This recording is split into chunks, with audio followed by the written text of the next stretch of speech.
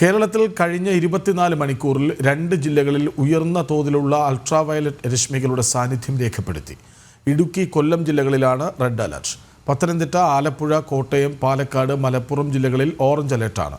തിരുവനന്തപുരം, എറണാകുളം, തൃശൂർ, കോഴിക്കോട്, വയനാട് ജില്ലകളിൽ യെല്ലോ അലർട്ടും പ്രഖ്യാപിച്ചിട്ടുണ്ട്. വിവരങ്ങളുമായി ശ്രീനന്ദ ഒപ്പം ചേരുന്നു. ശ്രീനന്ദ, നമ്മൾ സാധാരണ മഴയ്ക്ക് റെഡ് അലർട്ടൊക്കെ പ്രഖ്യാപിക്കാറുണ്ട്. പക്ഷേ ഇതിപ്പോൾ അൾട്രാവയലറ്റ് രശ്മികൾ അത് കൂടുതലായി ഭൂമിയിലേക്ക് പതിക്കുന്ന സമയമാണ്. 2 ജില്ലകളിൽ റെഡ് അലർട്ട്. മറ്റു വിവരങ്ങൾ?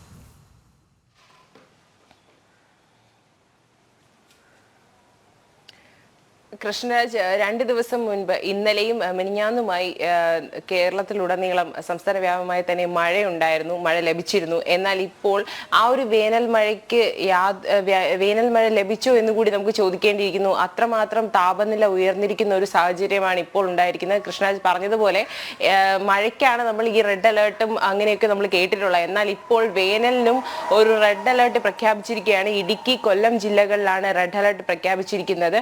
തിരുവനന്തപുരത്ത് പോലും സഹിക്കാൻ കഴിയാത്തത്രയും ചൂടാണ്. അപ്പോൾ റെഡ് അലേർട്ട് ആണ് കൊല്ലം, ഇടുക്കി ജില്ലകളിലെങ്കിൽ അവിടുത്തെ താപനില എത്രത്തോളം ആകുമെന്ന് നമുക്ക് ഊഹിക്കാവുന്നതേ ഉള്ളൂ. അൾട്രാവയലറ്റ് രശ്മികൾ ഡയറക്റ്റായി ഭൂമിയിൽ പതിക്കുന്നതാണ് ഇത്രയും ചൂടിന് കാരണമെന്നാണ് ഇപ്പോൾ നമുക്ക് വ്യക്തമാക്കാൻ സാധിക്കുന്നത്. രാവിലെ ഒരു 8 മണി മുതൽ വൈകുന്നേരം ഒരു 4 മണി വരെയുള്ള സമയത്താണ് ഈ ഒരു അൾട്രാവയലറ്റ് രശ്മികൾ ഭൂമിയിലേക്ക് പതിക്കുന്നത്. ഈ ഒരു ഭൂമിയിലെത്തുമ്പോൾ ഇതിന് തീക്ഷ്ണത കൂടുതലാണെന്നും ഇത് മനുഷ്യന്റെ ശരീരത്തിൽ ഡയറക്റ്റായി ഏറ്റു കഴിഞ്ഞാൽ അത് ഒരുപാട് പ്രശ്നങ്ങൾക്ക് കാരണമാകാമെന്നും മറ്റ് ത്വക്ക് രോഗങ്ങൾ ഉൾപ്പെടെയുള്ള രോഗങ്ങൾ, സൂര്യാഘാതം, അതുപോലെ തന്നെ സൂര്യതാപം ഏറ്റിട്ടുള്ള ശരീരത്തിലുള്ള മുറിവുകൾക്കും അങ്ങനെ മറ്റ് ചില ഒരുപാട് ബുദ്ധിമുട്ടുകൾ ഉണ്ടാകുമെന്നും കാലാവസ്ഥാ നിരീക്ഷണ കേന്ദ്രം ഇപ്പോൾ അറിയിച്ചിരിക്കുകയാണ്. തിരുവനന്തപുരം ജില്ലയിൽ ഇപ്പോൾ യെല്ലോ അലർട്ടാണ് പ്രഖ്യാപിച്ചിരിക്കുന്നത്.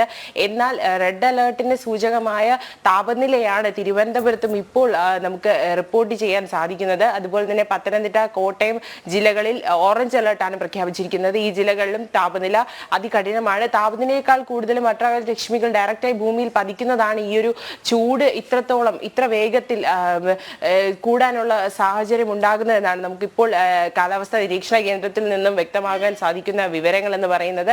ഈ താപനില ഇങ്ങനെ പോയിക്കൊണ്ടിരുന്നു കഴിഞ്ഞാൽ കൂടുതൽ മറ്റ് പ്രശ്നങ്ങളിലേക്ക്, അതുപോലെ മറ്റ് ഭൂമിയിലെ ഈ ഒരു താപനില കാരണം കള്ളക്കടൽ പ്രതിഭാസം ഉണ്ടാകാനുള്ള സാഹചര്യം നമുക്ക് തള്ളിക്കളയാൻ പറ്റുന്നില്ല. കള്ളക്കടൽ പ്രതിഭാസം ഉണ്ടായിക്കഴിഞ്ഞാൽ മറ്റ് എന്തെങ്കിലും പാരിസ്ഥിതിക പ്രശ്നങ്ങൾ ഉണ്ടാകുമോ എന്നുള്ള ഒരു ഭീതിയിലാണ്. ഈ ചൂട് കൂടിയ 11 മുതൽ 3 മണി വരെയുള്ള സമയം അധികമായി പുറത്തിറങ്ങാതിരിക്കാൻ ശ്രദ്ധിക്കുക. ആവശ്യമുള്ള കാര്യങ്ങൾക്ക് മാത്രം പുറത്തിറങ്ങിയാൽ നന്നാകും എന്നാണ് നേരത്തെയുള്ള മുന്നറിയിപ്പ്. വിവരങ്ങൾ നൽകുകയായിരുന്നു ശ്രീനന്ദ.